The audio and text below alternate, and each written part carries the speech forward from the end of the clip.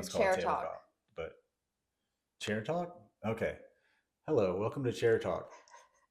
My name's Erik. I'm Kari with KHEM Studios. So, do you want to ask me a question? So, okay, so a chair is not a chair, in case you haven't noticed.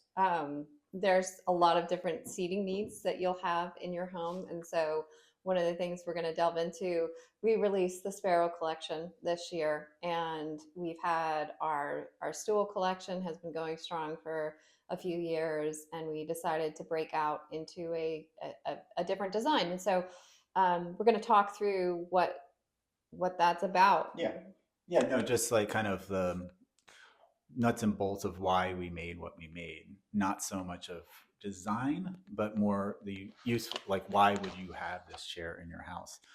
Put simply, um, I was working with a different leg design, and then Carrie and I kind of went back and forth with it, and we made a small version. And we always like to make small versions of I mean, they're full on pieces of furniture. I guess it's because we lived in the city for so many years that everything is small and then it gets larger. There's not a dollhouse that we're Yeah, secretly prototyping for. we're trying to shrink to get into it. But so the small sparrow is nice. It's basically a stool with a back. You know, it's got nice lines and it looks nice in a room. And if you want to take your shoes off or on, that's kind of what it's meant for. In the bedroom, maybe I'm showing my age, but put my slippers on or whatever it is, and so forth. So that's kind of that's what that one is for. But the dining room sparrow is wider and it's just really meant for a more comfortable dining chair. It's larger seat, so it can, so you want to stay on it for more. You can feast for You can feast hours. for hours and just eat and talk with people and enjoy yourself. So anyway, that was the divide, where we wanted to do a smaller one because I'm always taking my shoes on and off for some reason. So it's kind of nice at the door to sit there and just have like a nice little accent piece to do that. But then again, we made the caning chair, this one that Carrie's sitting on, and we just wanted a kind of a different look or a different answer to the dining solution. Mm-hmm. So my question to Carrie is kind of what kind of textiles were you thinking of when it comes to the cushions for, and also colors? Yeah, so I think that like one of the just to jump from the caning, um, there's something really nice about both the caning and the Danish cording, but the caning allows this feeling of transparency in a weird way or light to travel through. So instead of it being like a solid wood, it's like, this kind of ethereal. You feel that there's space through the chair in a weird way. So, and it adds a nice textural component. And caning has such a long history, and same with the cording. Of it just adds that nice touch of texture, of light, and of contrasting material.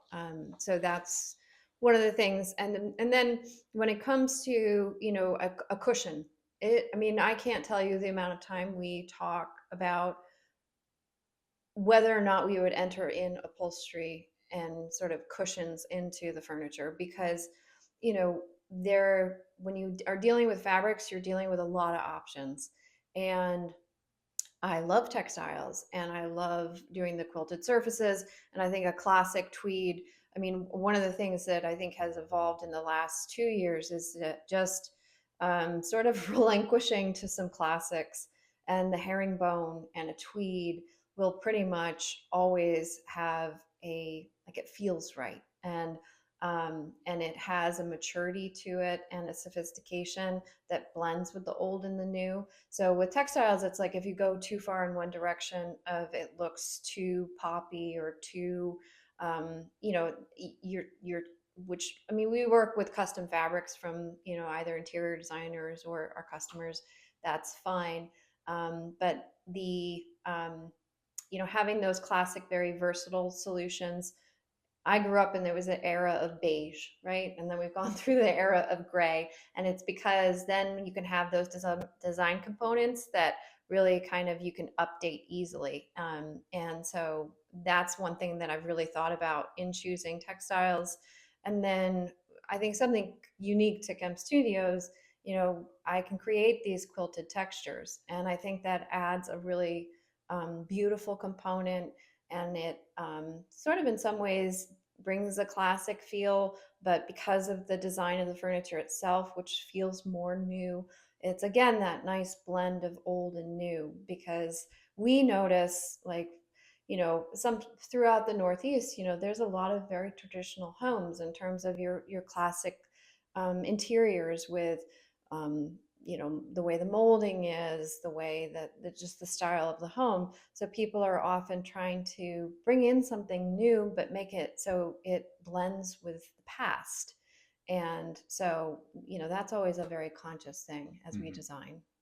Yeah, that we were always surprised when we were first designing that we were like, our, I guess, idea was hyper modern house in the country. And as we've moved out of the city and into the country, we've noticed that there is a nice mix between the two.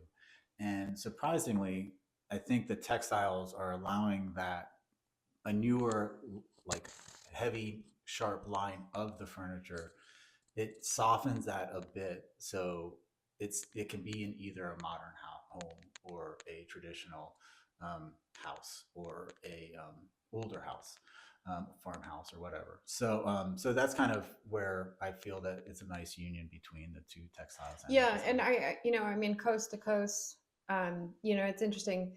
There are very different aesthetics as you move throughout the country, and so it's interesting. Like we have a good amount of clientele that's coming from the West Coast, and I think that it's partly, you've got certain design aesthetics, you've got a certain amount of technological awareness that's also there, but also this ability to be sort of indoor outdoor. And so as I think about comfort with the textiles and like the beanbag designs, that's partly wanting to work with things where and thinking about homes where the outside and the inside sort of flow seamlessly between each other, the movability of a textile or that kind of Yeah, thing. I mean, Sombrella. I'm specifically saying Sombrella is a great material because it's something that can be outside, can be inside, and so on. yeah, I mean, we're up in the Hudson Valley, and it snows and it rains and it's sunny.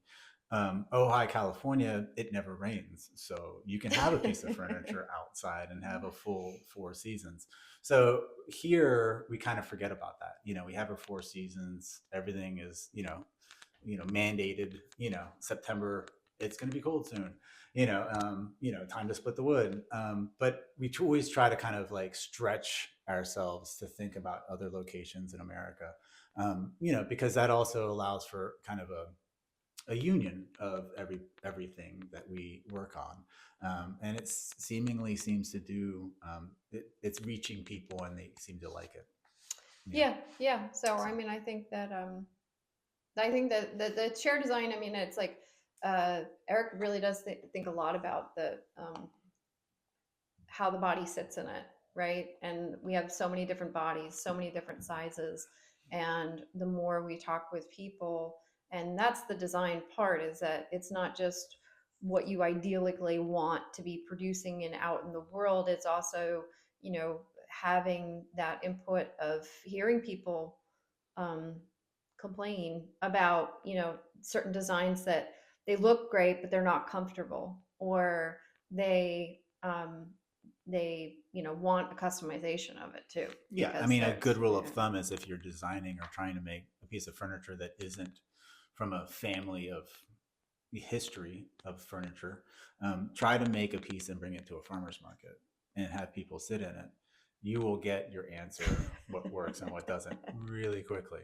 So that blend of individuality and social is really kind of what we're always constantly, I wouldn't say battling with, but we're constantly trying to go back and forth. So it's not a stagnant practice. Anyway, to bring it back to the chair, that flexibility between traditional, not traditional forms, textile and hard line, is the development of the Sparrow small to the big dining room table, and And that's what actually, you're yeah, doing. actually, I just realized totally Mhm. left out something hugely critical. Color, Color. I know. So Farrow and Ball and Benjamin Moore make some colors that are just they're stunning, and that they feel very they're sophisticated colors. So like the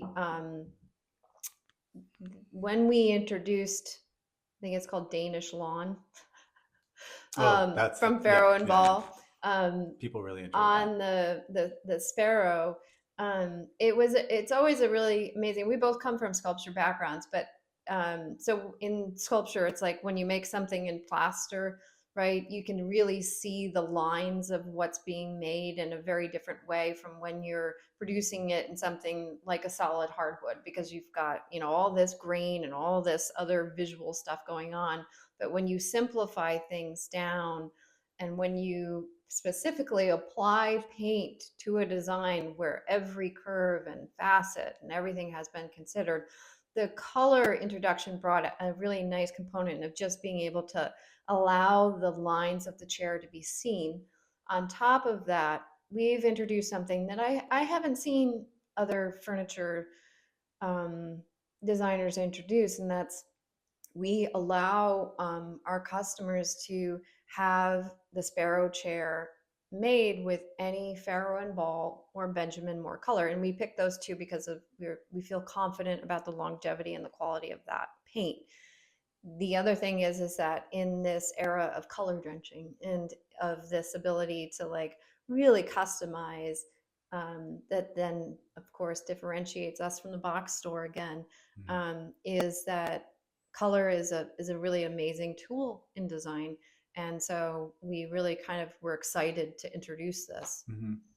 Yeah, I mean, as you can see, there's a lot of elements and consideration that go into a simple thing that you sit on. So we just wanted to kind of bring that to light for you guys, that it's that you just see an image on Instagram, and we try our best to show you what it's like or how it feels, but there is major consideration, and it's just the two of us doing this. So most of the time, it's a company that's doing it with a lot of input and data. Um, so just check it out and see So the what new your thoughts title are. of this is going to be A Chair is a Chair, or Is I love it. It?